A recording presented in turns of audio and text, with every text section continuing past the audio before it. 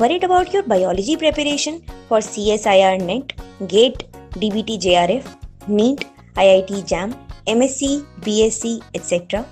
Join the channel for the one-stop solution for the free and complete preparation of all your exams. मैं दीपशिखा गोस्वामी बनाऊंगी आपकी preparation को आसान।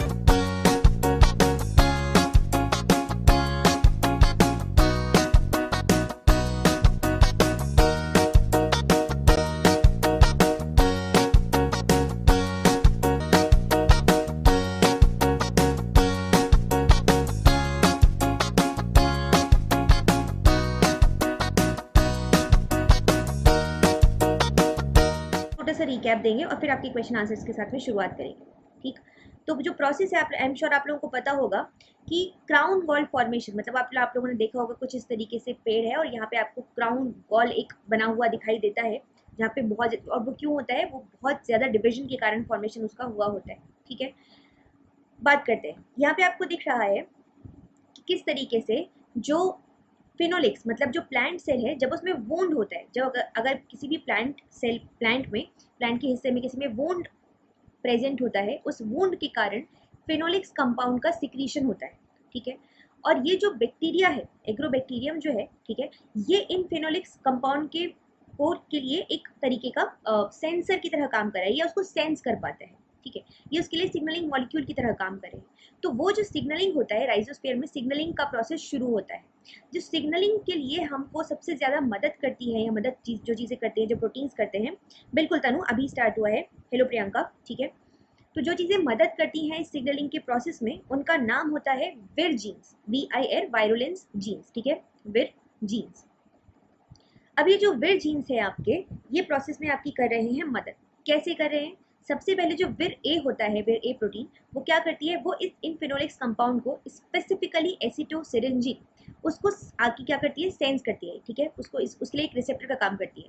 फिर उसका होता है ऑटो फॉस्फोराइलेशन, खुद का ऑटो फॉस्फोराइलेशन होता है। यस मोनिका, मैं अच्छी हूँ बेटा। ठीक है, यस, ये न्यू सीरीज है, इसमें मैं आप लोगों को basically this is CSIR selection challenge series. ठीक है, so what I will be doing is I will be teaching you लगभग 25 लाइक ये 30 टाइप ऑफ टॉपिक्स, लगभग 30 से 35 से 40 टॉपिक्स मैं आप लोगों को पढ़ाने वाली हूँ with the help of previous year questions यहाँ पे। और ये वो टॉपिक्स होंगे जिनके हम ज़्यादा से ज़्यादा प्रीवियस ईयर क्वेश्चंस को सॉल्व करने की कोशिश करेंगे, और ये वो टॉपिक्स हैं जहाँ से शॉर्ट आपको क्वेश्चंस मिलते हैं। तो अगर आप इनको करके जा रहे हो ढंग से, जैसे मैं बता रही हूँ, तो डेफिनेटली आपके एग्जाम में आप कुछ नहीं तो 60 to 70 मार्क्स मिनिमम, बता रही हूँ, 60 to 70 मार्क्स का इंक्रीमेंट आप देखोगे। ठीक है, बट देन ये तभी हो पाएगा जब आप मैं जो बोल रही हूँ उसको ध्यान से सुनो और उसको करो।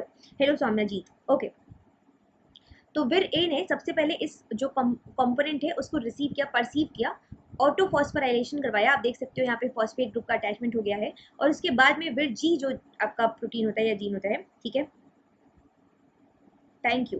ठीक है, सो इसको ये क्या करेगा, ये इसका फॉस्फोराइलेशन करवा देता है, ये एक्टिव हो गया। और फिर जी जो जीन है वो आपका बेसिकली जितने भी आपके पूरे का पूरा ओपेरॉन जो है उसको इंड्यूस करवा देता है ये। ठीक है, ओके। हेलो ज्योतिस्मिता, सुरुचि बुक्स से पढ़ना पड़ेगा, बुक से बिल्कुल। देखो नोट्स जो है अनअकैडमी पे जो मैं आपको नोट्स प्रोवाइड कर रही हूँ, क्योंकि यहाँ पे मैं आपको पूरे डिटेल्ड नोट्स नहीं दे रही हूँ, यहाँ पे मैं आपको जनरली क्वेश्चन सॉल्व करवाऊंगी, और क्वेश्चन के साथ साथ में आपको उतना स्पेसिफिकली जो ओवरव्यू है वो देने की कोशिश करूंगी। डिटेल्ड एक्सप्लेनेशन मैं आपको अनअकैडमी पे देती हूँ, तो आप मेरे साथ वहाँ जुड़ सकते हो फॉर नोट्स स्पेसिफिकली। हाय अनुष्का, ठीक है, ओके। चलिए आगे बढ़ते हैं। तो यहाँ पे आप देख सकते हैं कि ये जो विर जी जीन्स है, ये इनका इंडक्शन करवाएंगे इस ओपेरॉन का। ओके, आपको पता होगा कि जो टी या टीआई प्लाज्मिड होता है वो एग्रोबैक्टीरियम या जो बैक्टीरिया है उसका पार्ट होता है। ठीक है, जैसे कि प्लाज्मिड, तो एक क्रोमोसोम होता है इसके अंदर और एक प्रेजेंट होता है इसका प्लाज्मिड। ठीक है, ये जो प्लाज्मिड है इसी का एक सब पार्ट होता है TDNA, which you must be knowing. ये TDNA में लेफ्ट बॉर्डर, राइट बॉर्डर, ये जीन्स, ये एरिया प्रेजेंट है। ठीक है, जो कि मदद करते हैं आपके transfer of this region into the plant cell. तो क्यों ये बहुत ज़्यादा इंपॉर्टेंट टेक्निक है, क्योंकि जब हमें किसी स्पेसिफिक जीन ऑफ इंटरेस्ट, हमारा कोई जीन ऑफ इंटरेस्ट है, और अगर हमें उस जीन ऑफ इंटरेस्ट को ट्रांसफ़र करवाना होता है इन द प्लांट सेल, तो हम क्या कर सकते हैं, हम उस जीन ऑफ इंटरेस्ट को क्या कर सकते हैं, इस एरिया में, इस जो हमारा ये जो TDNA है यहाँ पे इंसर्ट करवा सकते हैं, ठीक है। और जब ये आपका ट्रांसफर होगा तो साथ साथ हमारा जो जीन ऑफ इंटरेस्ट है वो भी ट्रांसफर हो जाता है। यहाँ पे जो मदद करते हैं वो होते हैं विर जीन्स, इनका काम मैं आपको डिटेल में आगे बताऊंगी। बाकी अगर मैं टीडीएनए की बात करती हूँ तो क्वेश्चन यहाँ से आ चुका है कि वहाँ पे ऑक्सिन, साइटोकाइनिन, ओपाइन सिंथेसिस के लिए जीन्स उस टीडीएनए में प्रेजेंट होते हैं, कुछ ऐसा सा स्ट्रक्चर होता है उसका, ठीक है। ये सारे जीन्स, ये तनु मोस्टली इवनिंग में ही मैं आपकी क्लास लेने वाली हूँ ये वाली, ठीक है। Left border, right border, auxin synthesis genes, cytokinin synthesis और ओपाइन सिंथेसिस, ठीक है। ये सब सिंथेसिस यहाँ पे करने वाले जीन्स यहाँ पे प्रेजेंट होते हैं। जो विर बी है और विर D4 है ये स्पेसिफिकली मदद करते हैं आपके ट्रांसफर के प्रोसेस में, ठीक है। बाकी D2 जो होता है वो अटैच्ड रहता है आपका किससे, आपके टीडीएनए से। उसके बाद इंटीग्रेशन के प्रोसेस में बाकी के जो आपके विर जीन्स होते हैं वो मदद करते हैं, ठीक। आगे बात करते हैं। यहाँ पे आप देख सकते हो किस तरीके से एसिटोसिरिंजोन जो है, जो कि फेनोलिक कंपाउंड है, वो आपका यहाँ से रिलीज हो रहा है जो वोंडेड प्लांट है, ठीक है। और उसको परसीव कर रहा है आपका बैक्टीरिया, ठीक। कौन, स्पेसिफिकली विर ए एंड विर जी। ओके, अब हम बात करते हैं आपके क्वेश्चन से स्टार्ट करते हैं और क्वेश्चन के साथ साथ में अब जो इंपॉर्टेंट चीजें होंगी उनको हम डिस्कस करते जाएंगे वन बाय वन। ऑलराइट, चलिए, so let's start with the first question for the day. पढ़िए, कोशिश कीजिए, 20 सेकेंड्स का टाइम दे रही हूँ, आप पढ़ के इसको आंसर देने की कोशिश कीजिए and then will discuss this question. No Umama, JRF under 30 series कल से स्टार्ट हो रही है। सो JRF अंडर 30 जो सीरीज है, ठीक है, ये कल से स्टार्ट हो रही है। कल से रोज रात 10 बजे 10 PM मैं आप लोगों को मिलने वाली हूँ फॉर JRF अंडर 30 सीरीज। यहाँ पे हम फॉरगेट मी नॉट, तो बेसिकली इस सीरीज का नाम है फॉरगेट मी नॉट। यहाँ पे हम कुछ स्पेसिफिकली कुछ ऐसे टॉपिक्स जो बहुत ज़्यादा इंपॉर्टेंट है उनको कुछ एक बहुत स्पेसिफिक ट्रिक्स के साथ समझने की कोशिश करेंगे, जिससे आपको वो चीज़ें बिल्कुल पक्की पक्की याद रहे, ठीक है। हाय प्रिसिला, गुड मॉर्निंग जी। नहीं विशाल, आज उस टाइम नहीं थी।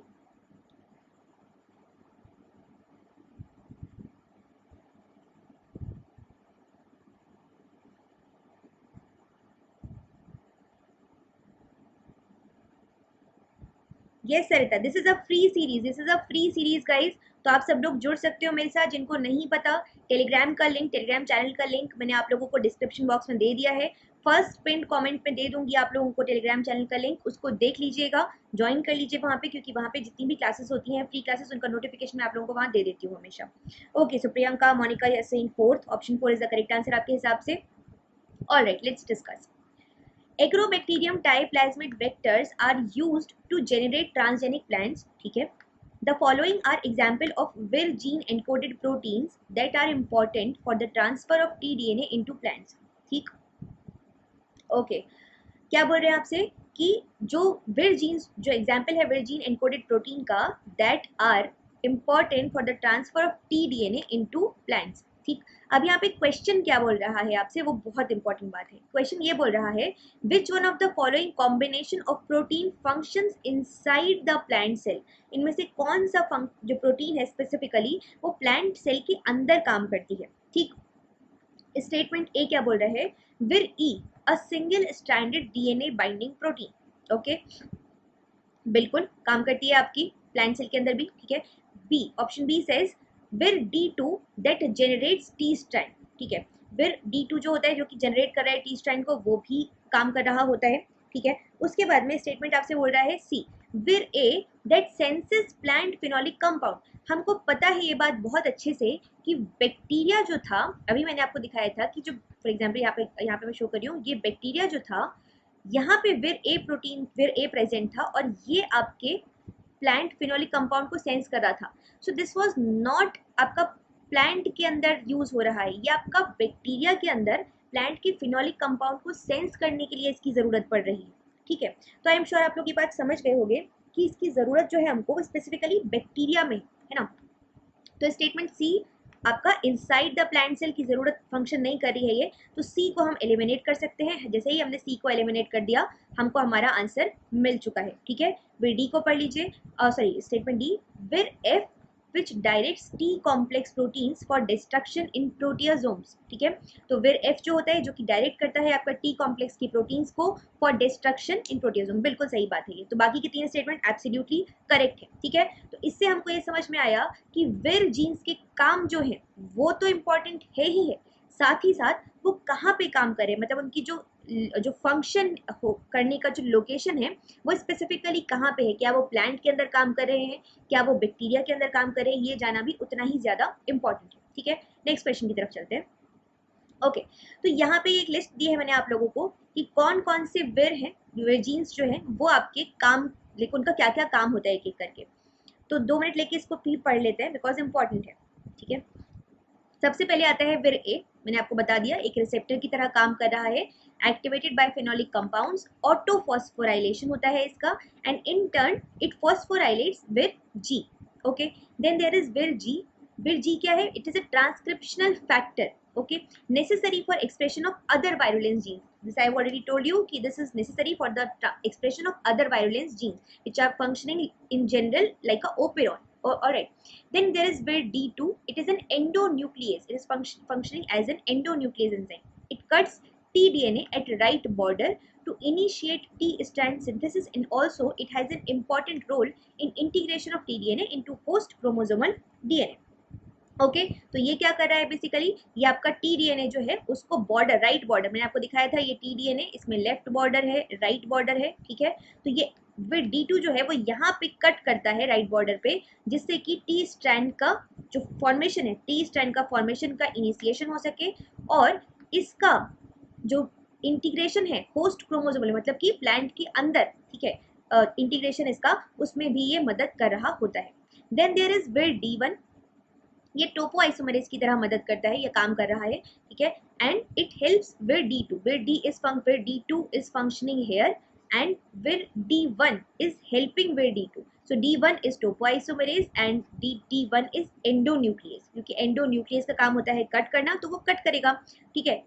आगे बात करते हैं, it helps D2 to recognise and cleave within the 25 base pair right border sequence. अब ये 25 base pair right border sequence जानना भी इंपॉर्टेंट है, क्यों? क्योंकि यहाँ से क्वेश्चन आपसे पूछा जा चुका है कि राइट बॉर्डर के बारे में लिखा हुआ था कुछ statement, and there was 25 base pair. अगर आपको पता है एग्जैक्टली, क्योंकि जनरली हम बोलते हैं कि फैक्ट्स जब दिए होते हैं तो वो करेक्ट इनकरेक्ट होने का चांसेस काफी ज्यादा होता है, बट अगर आपने ये चीज याद की है कि 25 बेस पेयर है यहाँ पे, आपको मेमोरी में थोड़ा रहेगा, ठीक है।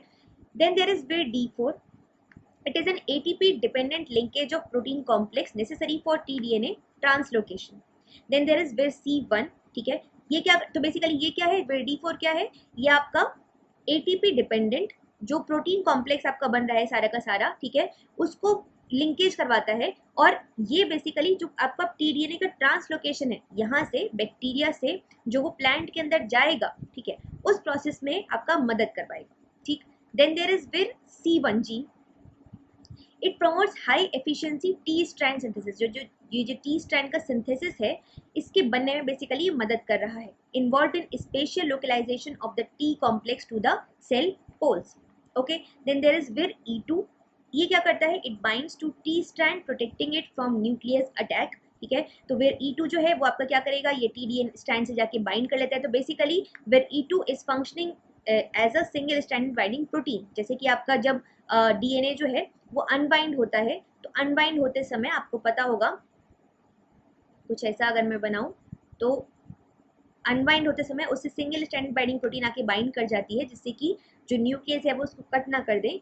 सिमिलरली यहाँ पे भी यही होता है, ठीक है। Thank you Tanu. Okay, you most welcome बच्चों। Alright, then there is vir E2 का फंक्शन हम समझ चुके हैं कि ये टी स्ट्रैंड से बाइंड कर रहा है, इस सिंगल स्ट्रैंडेड बाइंडिंग प्रोटीन की तरह काम कर रहा है, उसको कट नहीं करने देगा। फिर बात करते हैं विर E1 के बारे में। It acts as a chaperone which stabilizes विर E2 इन द एग्रोबैक्टीरियम, ठीक है। तो ये chaperone की तरह काम करता है और विर E2 को स्टेबलाइज करता है। फिर आता है विर B और विर D4। ये बेसिकली एक सिक्रीशन सिस्टम में असेंबल होते हैं, which spans the inner and outer bacterial membrane. तो बैक्टीरिया की ये इनर और आउटर मेम्ब्रेन है, मान लीजिए यहाँ से लेके यहाँ तक ही सिस्टम स्पैन करेगा, ठीक है। Required for export of the T complex and विर E2 into the plant cell. और आपका जो टी कॉम्प्लेक्स है, मतलब टी कॉम्प्लेक्स का मतलब टी स्ट्रैंड प्लस प्रोटीन्स जो उसको घेरे हुए हैं, और साथ में विर E2 इसको इसका मतलब पहुंचाना, इसको यहाँ से लेके यहाँ तक पहुंचाना, क्योंकि विर E2 क्या थी, सिंगल स्ट्रैंडेड बाइंडिंग प्रोटीन थी, तो इसको यहाँ से लेके बाहर तक पहुंचाने में, प्लांट तक पहुंचाने में मदद करती है आपकी कौन, विर बी और D4। ठीक है, समझ आ गया होगा आपको सारे विर के फंक्शंस। थोड़ा एक बार रुक के 2 मिनट फिर से इसको 2-3 बार रिवाइंड करके सुनिएगा, पढ़िएगा, आई एम श्योर आप लोगों को याद हो जाएगी ये चीज। नेक्स्ट क्वेश्चन की तरफ चलते हैं जी। 20 सेकेंड्स लीजिए और मुझे आंसर दीजिए इसका।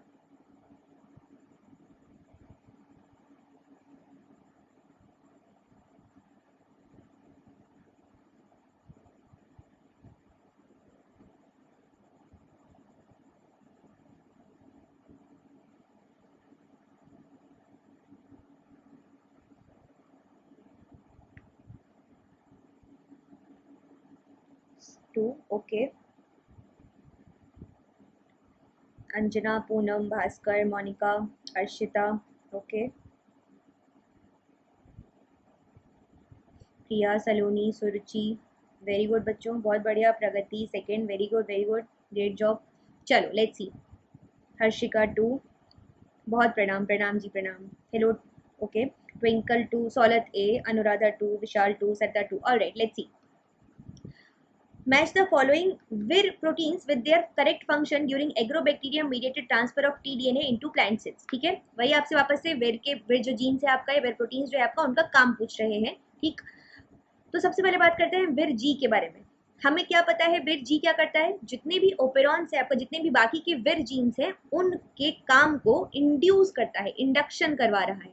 ठीक है, वी ऑलरेडी नो दैट। तो विर जी इज मैचिंग विद ऑप्शन 4 और ए इज मैचिंग विद ऑप्शन 4। सिर्फ आपको एक ऑप्शन में दिया है, सो सिर्फ आपको इतना यदि याद है कि विर जी जो होते हैं, सबसे पहले ए ने आपके एक्सेप्ट किया आपके फिनोलिक कंपाउंड को, खुद को फॉस्फोराइलेट किया, फिर उसके बाद उसने विर जी को फॉस्फोराइलेट किया। ठीक है, और विर जी ने फिर उसके बाद जितने भी आपके बाकी के विर जीन्स थे उनको जाके इंड्यूस किया, तो वो अपने अपने काम को करने लगे।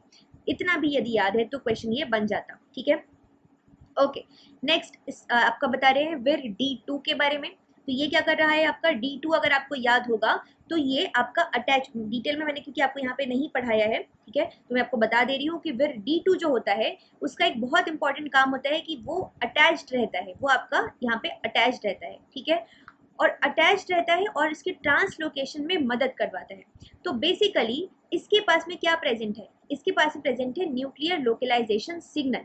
ठीक है, जिसके कारण ये उसको न्यूक्लियस में जाके लोकलाइज करवा पा रहा है। ठीक है, तो न्यूक्लियस टारगेटिंग ऑफ टीडीएनए करवाता है कौन, विर D2। उसके बाद आता है विर आपका B1।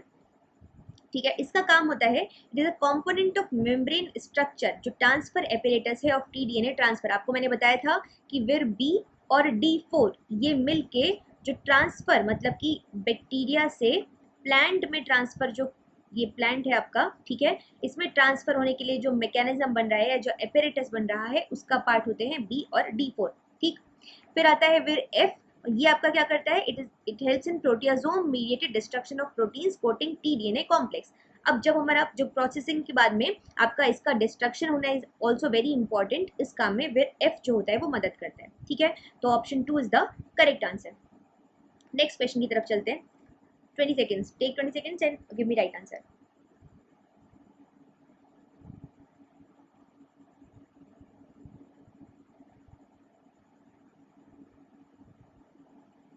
अगर आपने ये सीरीज पूरी की पूरी कर ली, मतलब जितने भी मैं आगे सेशंस लेने वाली हूँ यहाँ पे वो आपने पूरे कर लिए, प्लस जब मैं प्लस पे पढ़ा रही हूँ इन टॉपिक्स को, अगर आपने वो चीज़ें कर ली डिटेल में, आई एम 100% श्योर कि आप लोग बहुत आराम से वो जो 90-100 का स्कोर बहुत आराम से अचीव कर लोगे, क्योंकि पार्ट ए भी मैं पढ़ाती हूँ। ठीक है, तो वो भी मैं कोशिश करूंगी यहाँ पे आपको चीज़ें कुछ करवाने की। बाकी प्लस पे तो मैंने पूरा डिटेल में पढ़ाया ही, अगर आप ज्वाइन करना चाहते हो तो कर सकते हो मेरे साथ वहाँ पे। ठीक है, तो बहुत सारी चीज़ें जो मैंने करवाई हैं आपको यहाँ, तो मैंने पूरे टॉपिक्स और PYQ करवाऊंगी ही, बाकी वहाँ पे भी डिटेल में आपको चीज़ें करवाने की बहुत ज़्यादा पूरी पूरी कोशिश करी जा रही है। तनु सेकेंड, अनन्या 4, ओके, कोई बात नहीं महेश्वरी बेटा। Bobby 2, Monica 4,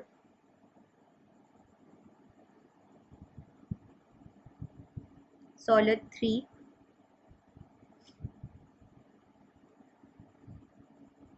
Saloni 4, Suruchi 3, Priya 4, okay, Twinkle 3. All right, let's see. चलिए, so while designing an experiment for agrobacterium mediated, ठीक है, प्लांट ट्रांसफॉर्मेशन, ठीक है, तो क्या बोल रहे हैं आपसे, जब हम एक्सपेरिमेंट कुछ डिज़ाइन कर रहे थे इसके लिए, किस तरीके से ये चीज़ें हो रही हैं, a student noted down the following points, ठीक है। स्टेटमेंट ए क्या बोल रहा है, स्टेटमेंट ए बोल रहा है Ti and Ri plasmids induce crown gall and hairy root disease respectively. तो मैंने आप लोगों को जब पढ़ाया था प्लस पे भी और स्पेशल क्लासेस में भी, फ्री में ये लेक्चर लिया है मैंने आपका, ठीक है, मैंने आपको बताया था कि टीआई प्लाज्मिड जो होता है वो आपका क्राउन गॉल डिजीज को करवाने के लिए रिस्पॉन्सिबल है, और जो आरआई प्लाज्मिड है आपका राइजोजीन्स बेसिकली, ठीक है, वो आपका हेयरी रूट डिजीज को कॉज करवाने के लिए रिस्पॉन्सिबल होता है। तो ए स्टेटमेंट तो एब्सोल्युटली करेक्ट है, मतलब 2 तो एलिमिनेट हो गया, ठीक है। Statement B, enzymes octapine synthase and nopalin synthase involved in the synthesis of octapine and nopalin, बिल्कुल सही बात है, respectively are encoded by tDNA. Absolutely मैं आपको ऑलरेडी बता चुकी हूँ, ओपाइंस का फॉर्मेशन जो tDNA में है वहाँ उसके लिए tDNA में जीन्स प्रेजेंट होते हैं, ठीक है। तो बी स्टेटमेंट इज अगेन एकदम करेक्ट है, तो बी करेक्ट है, मतलब सी भी हम एलिमिनेट कर सकते हैं, ठीक है। सी स्टेटमेंट को पढ़िए एक बार, all the 6 vir genes where A, B, C, D, E, G are absolutely required for virulence. यहाँ पे जिस टर्म पे आपको ध्यान देना है वो है absolutely, ठीक है। मैंने आप लोगों को KEC टेक्निक पढ़ाई है एक, अगर आप लोगों ने नहीं पढ़ी है तो जाके अनअकैडमी पे एक फ्री सेशन लिया है मैंने, उसको चेक कीजिएगा, ठीक है। नहीं पता तो मैं टेलीग्राम पे इसका लिंक डाल दूंगी। मैंने वहाँ पे आप लोगों को बताया था, जब कभी भी एक्सट्रीम टर्म्स होते हैं, एक्सट्रीम टर्म्स मतलब एब्सोल्यूट टर्म्स जब भी कभी आपको देखने मिलेंगे, स्ट्रिक्टली, स्ट्रिंजेंटली, एग्जैक्टली, एब्सोल्यूटली, ओनली, ठीक है, इस तरीके के या और भी कुछ इस तरीके के टर्म्स जब भी कभी आपको देखने मिलते हैं, जनरली वो statement 99% of the time wrong होता है, ठीक है, रॉन्ग होता है। और अगर कभी प्रोबेबिलिटी वाला स्टेटमेंट देखने मिले, probability may, might, can, possible, ऐसा जहाँ कहीं पॉसिबिलिटी देखने मिले, जनरली वो स्टेटमेंट आपका करेक्ट हो। तो this statement is wrong, why, because here you can clearly see absolutely, and also with our knowledge, whatever little knowledge we have, उससे हमें ये समझ में आता है कि ये जो genes होते हैं सारे के सारे are not absolutely required for virulence. There are a specific set of genes which are required, others are probably not that much required, ठीक है। ओके ओके, ऑलराइट, ठीक है। तो स्टेटमेंट सी जो है वो एकदम इनकरेक्ट है। अगर आपने सी को केवल पढ़ा होता और आपको बहुत ज़्यादा चीज़ों के बारे में नहीं भी पता, तब भी आप सही करके आ सकते थे इस क्वेश्चन को, just with the help of KEC technique. तो आप इसको जाके चेक कीजिएगा, ठीक है। तो इसको एलिमिनेट कीजिए, ये एलिमिनेट हुआ, ये एलिमिनेट हो गया, ये भी एलिमिनेट हो गया, सीधे आपके पास आपका आंसर आ चुका है, विच इज ऑप्शन 4, ठीक। डी को पढ़िए, almost perfect 25 base pair direct repeat sequence flanking all TI and RI plasmids in the tDNA region is essential for tDNA transfer. क्या मैंने इस बात पे आपको जब शुरू में मैंने थोड़ा सा आपको पढ़ाया है, ज़रा सा समय लिया है, लेकिन मैंने आपको उसी समय में ये बात मेंशन की थी कि येस इट इज़ रिक्वायर्ड। बहुत बार डेटा दिया होता है बट हमें लगता है कि वो कहीं एब्सोल्यूट डेटा ना दे दिया हो, गलत ना हो, ठीक है, लेकिन ये स्टेटमेंट मैंने आप लोगों को बोला था, इस पर ध्यान दीजिएगा। So statement D is absolutely correct, B correct, A correct, but C is not correct, ठीक है। नेक्स्ट क्वेश्चन की तरफ चलते हैं जी, टाइम लीजिए और करेक्ट आंसर दीजिए।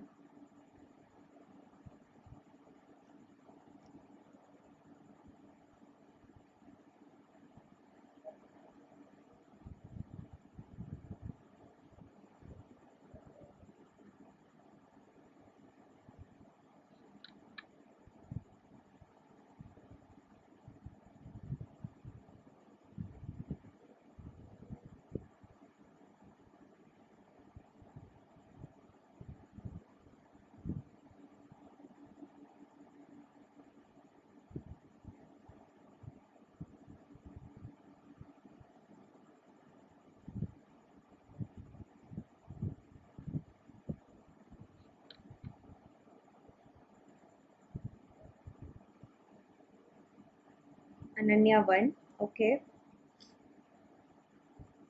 Maheshwari 1, all right.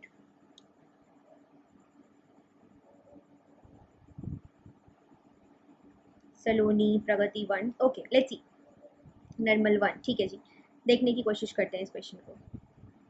प्रिया 1, बॉबी 1, ठीक है जी। एग्रोबैक्टीरियम मीडिएटेड ट्रांसफॉर्मेशन, एक सेकेंड,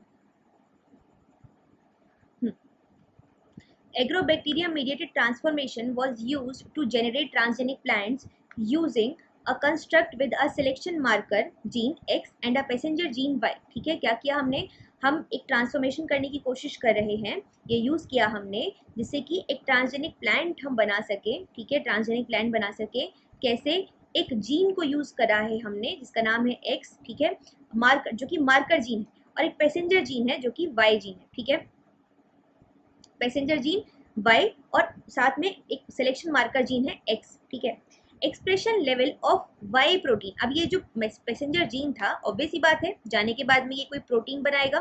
ठीक है, तो ये जो प्रोटीन बनाएगा उसका लेवल, उसका एक्सप्रेशन लेवल को हमने 8 इंडिपेंडेंट ट्रांसजेनिक प्लांट्स में चेक किया। ठीक, तो ये हमने जो ट्रांसफर किया था ये 8 प्लांट्स में किया था, लेट्स से 1 2 3 4 5 6 7 1 2 3 4 5 6 7 8। ठीक है, 8 इंडिपेंडेंट ट्रांसजेनिक प्लांट्स में हमने इस वाई प्रोटीन के लेवल को चेक किया। अब ये जो लेवल था ये हमको अलग अलग दिखाई दिया, आप देख सकते हो किसी में कम है, किसी में बहुत ज़्यादा है एक्सप्रेशन। ठीक है, हमसे क्या पूछ रहे हैं, the following could represent probable reason for the observed variability in transgene expression level, कि क्या क्या वो कारण है जिसके कारण हमें ये वेरिएशन देखने मिल रहा है। ठीक है, स्टेटमेंट ए पढ़िए, position effect on passenger genes. ठीक है, पोजीशन इफेक्ट, पोजीशन इफेक्ट का मतलब जो पैसेंजर जीन है वो कहाँ जाके इंटीग्रेट हुआ है।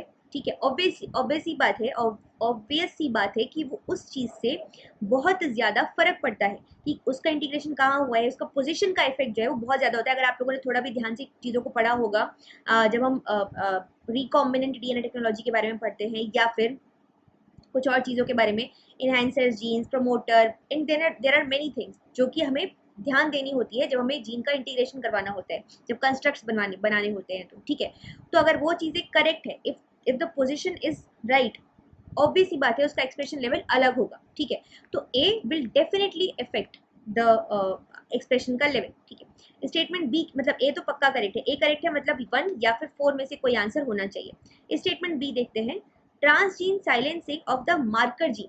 अब मार्कर जीन को even if we have silenced, अगर साइलेंसिंग हो गई है, ट्रांसजीन साइलेंसिंग हो गई है अगर मार्कर जीन की, तो उसके कारण we will not see variability, that in that case क्योंकि मार्कर जीन ही आपका साइलेंस हो गया है, तो एक्सप्रेशन तो फिर एकदम लगभग बहुत ही ज़्यादा उस पर फर्क पड़ना चाहिए। ठीक है, ड्रास्टिक चेंजेस हमें देखने मिलने चाहिए, which is not the case, जो कि नहीं है ऐसा यहाँ पे। ठीक है, तो B can not be the correct answer. Statement D को पढ़िए, mRNA stability of marker gene, वापस से ये मार्कर जीन की ही बात कर रहे हैं कि उसका mRNA अनस्टेबल है। अगर उसका मार्कर अनस्टेबल है भी, या उसका जो मार्कर जीन है उसका mRNA अनस्टेबल है भी, तब भी वेरिएबिलिटी फिर ड्रास्टिक इफेक्ट हमें देखने मिलना चाहिए, या तो एकदम जो आपका एक्सप्रेशन है वो देखने मिलेगा ही नहीं इन दैट केस, तो है ना। तो बी और डी जो स्टेटमेंट है वो लगभग सिमिलर स्टेटमेंट है, बी और डी जो है वो लगभग सेम स्टेटमेंट्स है। अगर सेम स्टेटमेंट आप देखोगे तो दोनों में से कोई एक करेक्ट होना चाहिए, कोई एक करेक्ट होना चाहिए, अगर मतलब सॉरी दोनों ही करेक्ट होने चाहिए इन दैट केस। तो अगर एक के कारण इफेक्ट होगा ट्रांसजीन साइलेंसिंग के कारण मार्कर जीन के, तब तो उसके एमआरएनए इनस्टेबिलिटी के कारण भी इफेक्ट होना चाहिए, which is not the case. ठीक है, उसी से आप दिमाग लगाते तो आपको समझ में आ जाता कि भैया बी और डी तो सिनेरियो पॉसिबिलिटी ही नहीं है। ठीक है, बी और डी को आप एलिमिनेट करो, आपको समझ में आ जाएगा, बी को एलिमिनेट कीजिए, आपका आंसर मिल जाएगा। स्टेटमेंट सी क्या बोल रहा है, वेरिएशन इन कॉपी नंबर। आप सब ने पढ़ा होगा कि कॉपी नंबर जो होता है उससे बहुत ज़्यादा फर्क पड़ता है। ठीक है, कॉपी नंबर से बहुत ज़्यादा फर्क पड़ता है। सैयद जी देखिए, जब तक कि आपका ऑफिशियल नोटिफिकेशन नहीं आ जाता एनटीए की वेबसाइट पे, जब तक ऑफिशियल नोटिफिकेशन नहीं आ जाता तब तक आप कुछ भी एक्सपेक्टेशन नहीं हम लोग ये कर सकते, कुछ भी लाइक फाइनल कंक्लूजन डिराइव नहीं कर सकते कि एग्जाम कब होगा। बाकी हाँ ये ज़रूर है कि नवंबर के सेकेंड वीक तक बोल रहे हैं कि उसके पहले तक हो जाना चाहिए exam. So let's be hopeful, हम यही उम्मीद कर रहे हैं कि हो जाना चाहिए तब तक एग्जाम, बट कंक्लूसिविटी के साथ एक फाइनल उसके साथ में कुछ भी नहीं बोल सकती जब तक कि एनटीए की वेबसाइट पे कोई भी ऑफिशियल नोटिफिकेशन नहीं आ जाता। बात रही DBT-JRF की, वी आर एक्सपेक्टिंग कि 15 डेज के अंदर अंदर रिजल्ट आ जाए, बाकी लेट्स सी, ठीक है। Exactly Shashank, that is what I am trying to say, उससे कोई फर्क ही नहीं, उसको पता ही नहीं चलेगा, मतलब एक्सप्रेशन लेवल ही कैसे पता करोगे तुम, तो ऑब्वियस ही बात है ना, ड्रास्टिक इफेक्ट देखने मिलेगा, फिर देखने ही नहीं मिलेगा दैट इन दैट केस, तो ठीक है। तो बी और D is can not be the correct option, तो ए और C is the right answer. I hope you have got the point, समझ में आ गया हो आप लोगों को, ठीक है। ओके, नेक्स्ट क्वेश्चन की तरफ चलते हैं। जी बताएं। बिल्कुल लकी।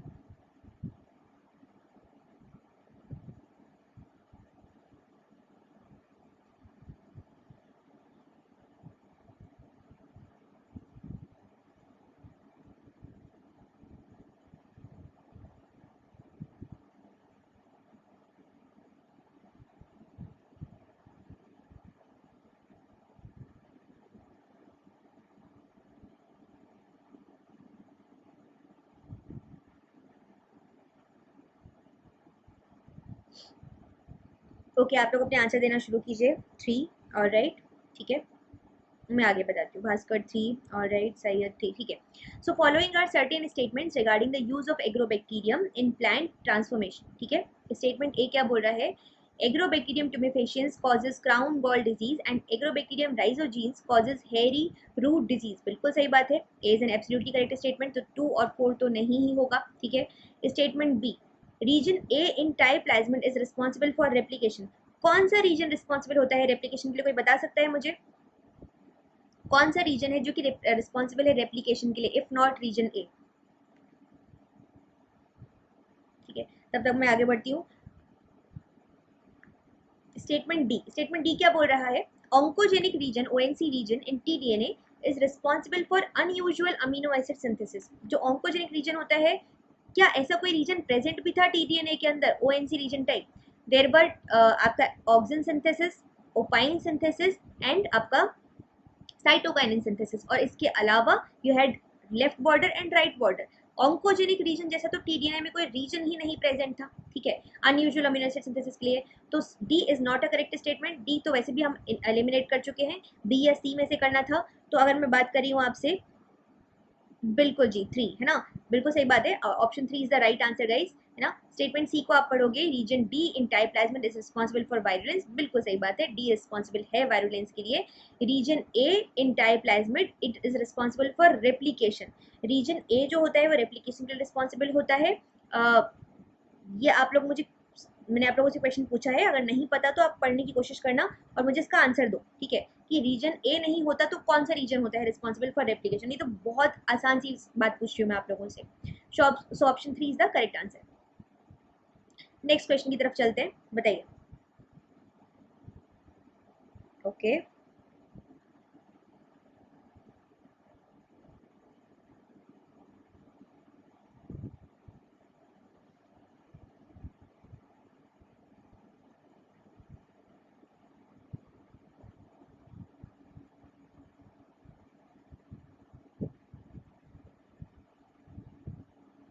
ओके 3, 4,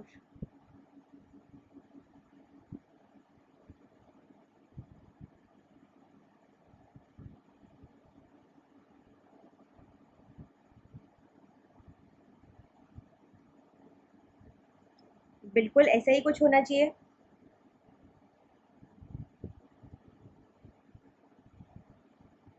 4, 2, 3, काफ़ी अलग अलग आंसर है आप लोगों के, किसी का भी एक फाइनल आंसर टाइप्स नहीं है, बहुत ही आसान क्वेश्चन है ये, पता नहीं क्यों तुम लोग इसका गलत आंसर दे रहे हो, ठीक है। ओके, सो लेट्स सी क्या क्वेश्चन बोल रहा है, एग्रोबैक्टीरियम ट्यूमेफेशियंस, ठीक है, is frequently used as a vector to create transgenic plants, ठीक, सही बात है। Under lab conditions Agrobacterium mediated plant transformation does not require, lab condition की बात हो रही है, under lab condition Agrobacterium mediated transformation जो आपका हो रहा है प्रोसेस, उसको किस चीज़ की ज़रूरत नहीं है, क्या उसको होस्ट के प्लांट जीन्स की ज़रूरत नहीं पड़ेगी, ऑफ कोर्स पड़ेगी, है ना, उसके बिना कैसे ही ये काम करेगा, बिल्कुल पड़ेगी।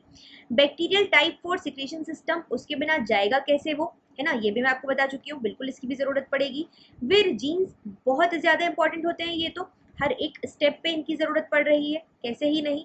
ओपाइन कैटाबॉलिज्म, ओपाइन की कैटाबॉलिज्म की जो जीन्स है उनकी जरूरत ऑफ कोर्स नहीं पड़ती है, ठीक है। So statement 4 is in incorrect, like गलत बात है और करेक्ट आंसर है, इनकरेक्ट स्टेटमेंट है एंड द राइट आंसर, ठीक है। आप लोग ध्यान से क्वेश्चन को थोड़ा पढ़ा करो और आंसर देने की कोशिश किया करो। नेक्स्ट क्वेश्चन जी बताइए। अगेन आप देख रहे होगे कि विर जीन्स से कितने ज्यादा क्वेश्चंस आप लोगों से पूछे जाते हैं, मतलब कितने ही ज्यादा क्वेश्चंस पूछे जाते हैं आप लोगों से।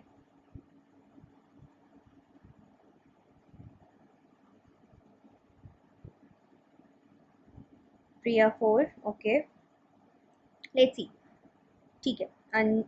Anya 4, Anjana, Sumona. Alright, let's see. So given below are 4 statements related to agrobacterium mediated transfer of tDNA into plant cells. Statement A क्या बोल रहा है? Production of single stranded tDNA by Vir D1 and Vir D2 proteins. ठीक है, single standard tDNA बन रहा है। आपको बेसिकली यहाँ पे क्या करना है, यहाँ पे आपको करेक्ट सीक्वेंस ऑफ इवेंट में अरेंज करना है कि पहले क्या होता है, बाद में क्या होता है एंड लाइकवाइज, ठीक है, किस तरीके से प्रोसेस होता है। तो सबसे पहला आपका विर ए और विर जी जो है उसका एक्टिवेशन होगा। हम ये जब जैसे ही मैंने आपको पढ़ाया था, ये रहा बैक्टीरिया और ये रहा आपका प्लांट, ठीक है। प्लांट से आपका यहाँ से फिनोलिक कंपाउंड रिलीज हुए, जैसे ही वुंड देखने मिला है ना, और इसको रिसीव किया, परसीव किया विर ए ने और उसके बाद फिर जी, मैंने आपको बताया था।